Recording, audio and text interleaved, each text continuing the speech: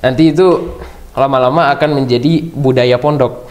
Oke. Jadinya ketika misalnya nih setahunan program itu jalan, kemudian tahun selanjutnya ketika adik kelas masuk, ketika santri baru masuk, mereka melihat abang kelasnya mereka sudah terbiasa dengan bahasa. What they need is strong intention and continuous effort.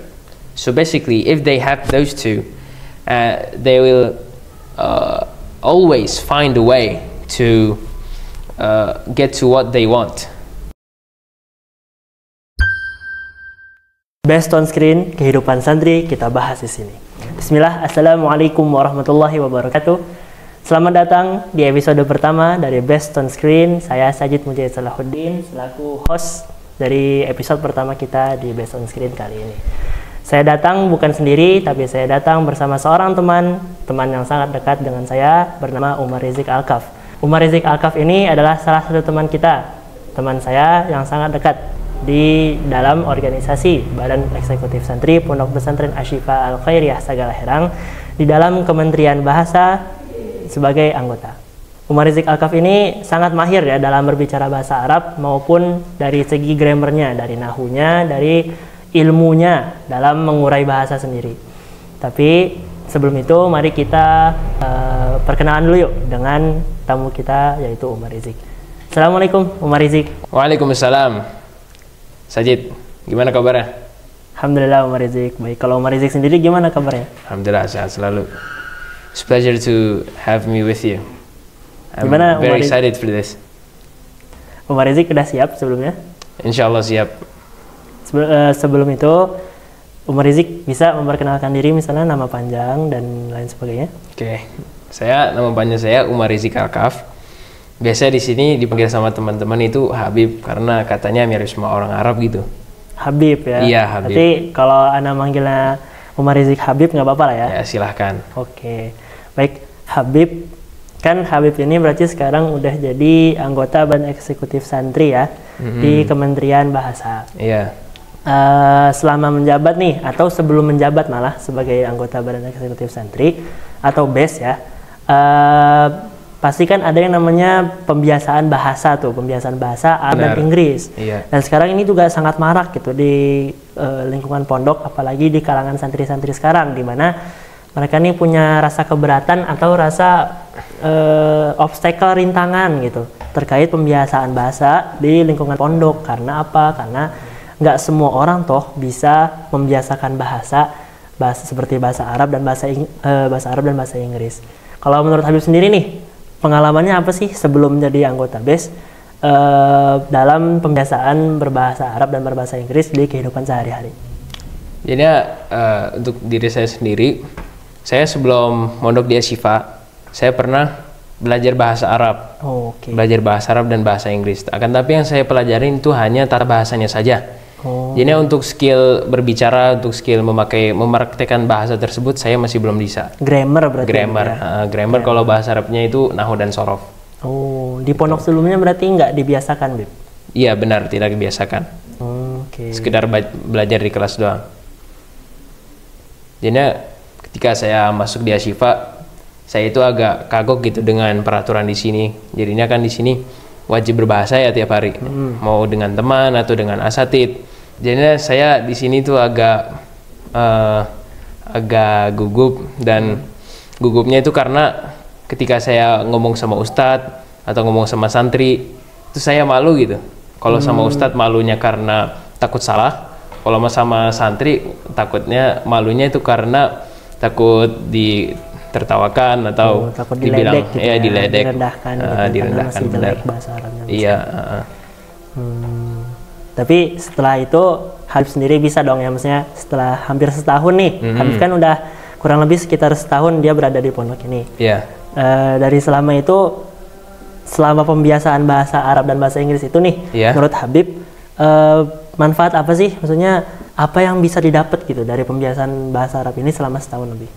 Benar sekali. Jadinya tentu saja peraturan dibiasakan untuk bahasa Arab itu yang pasti inti tujuannya adalah untuk ngelatih kita biar bisa berbahasa. Intinya itu. Jadinya alhamdulillah setelah setahun di sini skill bahasa Arab saya jadi berkembang pesat, dan juga bahasa Inggris dalam jangka setahun saja. Berarti dengan pembiasaan bahasa di sini Habib jadi pribadi yang lebih percaya diri lah ya. Benar. Bukan orang-orang yang gak berani ngomong lagi. Jadi bukan cuman bagusnya di nahwu shorof atau grammar, tapi juga di komunikasi dengan komunikasi, yang lainnya, ya. gitu ya. Oke, sekarang terkait ke organisasi yang sedang di dalam jabatan Habib sendiri. Habib kan sekarang sedang menjabat sebagai anggota Kementerian Bahasa di BES, Pondok Pesantren Asy-Syifa Sagala Herang. Kalau menurut Habib sendiri nih, apa sih yang harus dijadikan note untuk santri-santri baru supaya mereka punya semacam head start tuh. Jadi ketika ada misalnya mereka ada kendala dalam pembiasaan bahasa Arab dan bahasa Inggris nih, mereka jadi nggak sepenuhnya kagok gitu dengan peraturan baru gitu. Maksudnya apa sih yang harus dipersiapkan sebelum sebelum membiasakan diri di program pembiasaan bahasa? Tentu saja benar. Jadinya anak melihat di sini itu anak-anak mereka bukan karena malu atau malas saja mereka mau berbahasa asing. Anak juga melihat mereka itu karena tidak mengetahui kosakata. Jadinya kami dari bagian Kementerian Bahasa, insya Allah kami akan membantu mereka dengan kosakata ini. Jadinya kami mengadakan program Mufradat Arya. Jadinya program ini kita itu menempelkan kertas-kertas mufradat yang kita sebar di lingkungan Asy-Syifa. Dari situ mereka bisa menjadikan referensi untuk ketika mereka mau pakai bahasa asing. Jadinya kita sudah memfasilitasi mereka. Jadinya nggak ada alasan lagi mereka gak mau pakai bahasa asing. Jadi salah satu yang harus dipersiapkan nih vocab berarti ya, Beb, ya? Benar. Atau kalau dalam bahasa Arabnya mufradat ya, Beb? Mufradat. Jadi buat teman-teman di sana yang ingin membiasakan diri dalam berbahasa Arab atau bahasa Inggris, persiapkan tuh kata Habib vocabnya, mufradatnya supaya nanti bisa dipakai dalam percakapan sehari-hari. Jadi nanti ketika ketemu teman, ketemu guru, ketemu orang lain, dan ingin ngobrol tentang sesuatu, pengen ngebahas sesuatu tuh nggak bingung lagi nyari kata-katanya, langsung ingat dari ingatan karena udah dihafal sebelumnya, langsung dipakai, dipraktekin gitu ya. Benar. Ya, seperti yang udah kita ketahui, Habib kan anggota Badan Eksekutif Santri Kementerian Bahasa ya. Benar. Nah, dari santri-santri sendiri nih, pencegahan apa sih yang bisa dikasih sama Kementerian Bahasa supaya santri nih nggak bebal untuk diingatkan supaya membiasakan bahasa seperti bahasa Inggris dan bahasa Arab? Pertama, kita harus bertahap-tahap nih. Jadinya kita itu mengadakan namanya itu Yaumul Lughah, itu bahasa Arab. Kalau bahasa Inggris itu Language Day. Jadinya ketika hari itu mulai dari subuh sampai isya, mereka diwajibkan untuk berbahasa Arab dan bahasa Inggris di lingkungan Asy-Syifa. Kemudian ketika mereka ketahuan tidak memakai bahasa, kita akan beri hukuman. Jadinya tahap pertama itu tahapnya hukuman itu. Jadinya bisa dibilang kayak tahapan paksa. Paksa ya? Paksa, benar. Bener banget sih teman-teman. Karena kenapa kita harus paksa? Karena kalau kita nggak paksa, mau nggak mau, dia nggak bakal bisa berkembang. Jadi untuk berkembang harus ada yang namanya paksaan. Mau dimanapun itu ya, nggak cuma terbatas di bahasa. Di misalnya antum olahraga atau misalnya antum belajar sendiri pun juga butuh paksaan, karena nggak semuanya tuh bisa kita dapatkan cuman dari santai-santai, berleha-leha, ya nggak, Bib? Yes, but I'm not done with that. Just continue. Dan terus yang itu kan tahap pertama tadi ya. Untuk tahap kedua, jadinya ketika mereka pada Yaumul Lughah atau Language Day itu mereka sudah terbiasa, gak ada lagi yang ketahuan pakai bahasa selain Arab dan Inggris. Nanti itu lama-lama akan menjadi budaya pondok. Jadinya ketika misalnya nih setahunan program itu jalan, kemudian tahun selanjutnya ketika adik kelas masuk, ketika santri baru masuk, mereka melihat abang kelasnya mereka sudah terbiasa dengan bahasa. Akhirnya dengan budaya itu sendiri mereka akan lebih semangat untuk berbahasa asing, dan juga mereka tidak akan merasa malu, tidak akan merasa kagok gitu dengan pakai bahasa asing karena teman-temannya atau abang kelasnya mereka mensupport. Berarti karena terdorong oleh budaya. Terdorong dari dari abang lingkungan. kelas, dari lingkungan. Berarti udah jadi common sense di lingkungan pondok itu kalau berbahasa itu sudah menjadi hal yang wajar. Terus habis itu apakah ada ultimatum maksudnya? Jadi selain itu apakah ada tambahan lagi?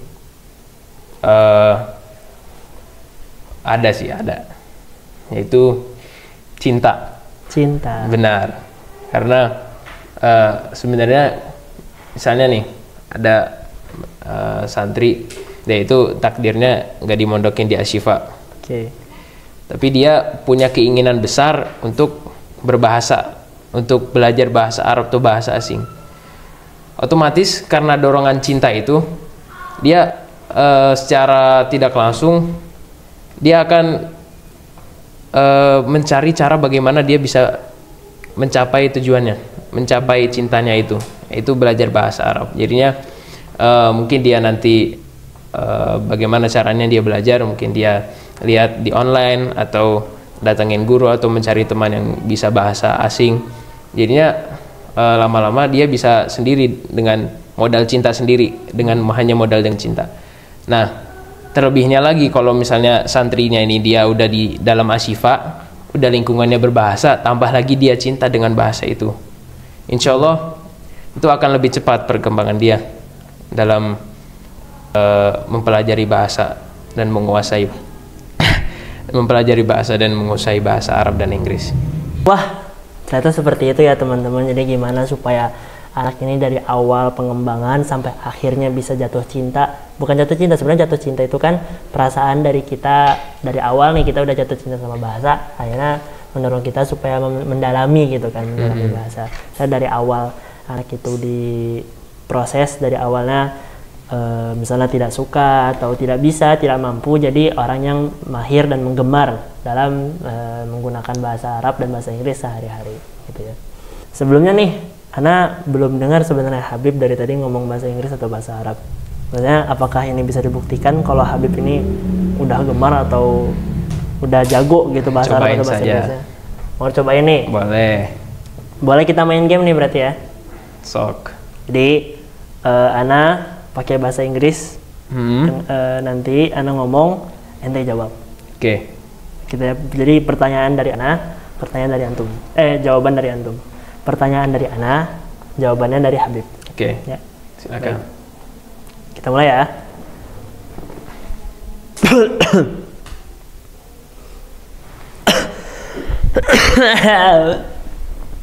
Sabar guys.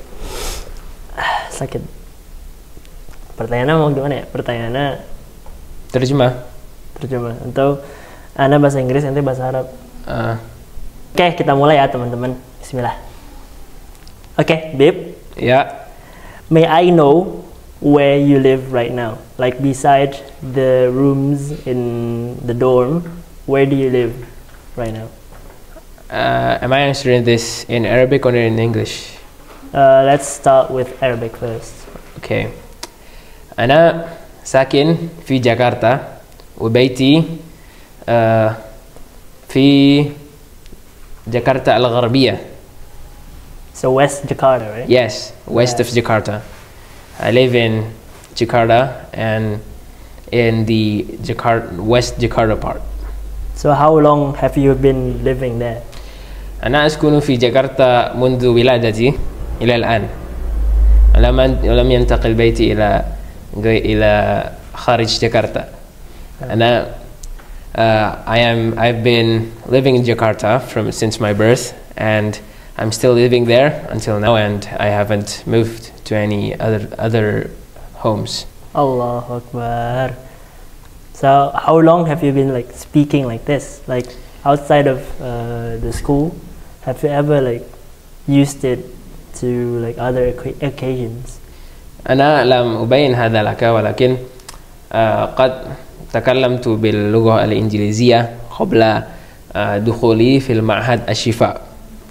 I haven't told you this, but I've already been speaking in English. I've been practicing my English speaking skill a lot before I've even went to senior high school. All right, so since my elementary grade, I've been elementary. So yes, elementary. Oh, I see. So like around like what, 7, 8 years old? 7 to 10 maybe. 10. So Yeah. you've been speaking English for like 6 years already, right? Right, that's correct. That's actually crazy, guys. Like to think about the way he's really fluent in his language, and the way he talks, it's really clean. Like not everyone can speak like that, right? Correcto. And not only is he fluent in English, he's actually fluent in Arabic as well. He answered me with 2 languages. That's actually crazy. All right, one more question, sir. One more question. All right, go on. Wait, repeat that one. تفضل. One more question for Habib. Yeah. تفضل. How do you plan, and how will you give advice to people out there trying to make language something frequent in their daily life, but although they don't live here, they don't enroll here as a student in this school, but they really do want to make language as their main part of their life. With Arabic to this, Yeah. this one. Okay. قد أجبت هذا سؤالك هذا في سؤالك الماضي، هي النية والاستقامة.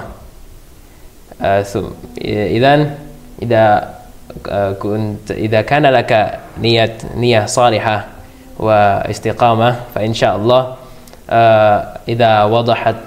إذا وضح الطريق إذا صدق العزم وضح السبيل. In the previous question, the answer is that if someone who's not in Ashifa and they don't have the facility to learn language in class, or maybe the lingkungan, what do you call that? The environment. The environment, right. If they don't have those with them and they still want to learn English, Arabic, or any other language, what they need is strong intention and continuous effort. So basically, if they have those two, they will always find a way to get to what they want. And what they want here is that they want to learn Arabic and English. So maybe they try to find English book or an Arabic book, and they study it by themselves. Or maybe it will take longer than someone in a language school like in Ashifa, but inshallah they will find a way. They will find a way to manage to they will eventually find a way to achieve their goal, which is learning Arabic and English. So basically that's it. And also, don't forget to always not forget your prayers. You have to pray to your God, pray to Allah. Because without prayers, without prayers, you won't get anything. None. And if you ever achieve something that you wanted without starting it with a prayer, maybe that something is useless. Okay, that's it for me. That's it. Alright. Baik, terima kasih Habib. Makasih udah mau datang ke episode pertama di Based on Ya, terima kasih Habib sebelumnya karena udah mau datang ke episode pertama di acara Based on Screen. Makasih udah memberikan pendapat dan pengalamannya ya di seputar bahasa dan seputar organisasi. Sebelumnya Habib ada yang mau disampaikan lagi nggak? Sudah cukup insya Allah. Saya juga berterima kasih untuk Ananda Sajid bisa menemani saya di podcast ini. Dan mudah-mudahan apa yang kita tadi perbincangkan bisa jadi manfaat buat kita semua. Amin. Dan untuk kamu semua di luar sana, jangan lupa untuk terus kejar mimpinya, dan jangan lupa untuk berikhtiar dan juga berserah diri kepada Allah. Karena tanpa Allah, mimpi apapun, setinggi apapun, kita nggak bakal bisa dapat. Baik, buat seluruh penonton, terima kasih udah nonton. Dan buat kedepannya, nantikan episode-episode selanjutnya dari Based on Screen kedepannya. Best on Screen, kehidupan santri kita bahas di sini. Wassalamualaikum warahmatullahi wabarakatuh.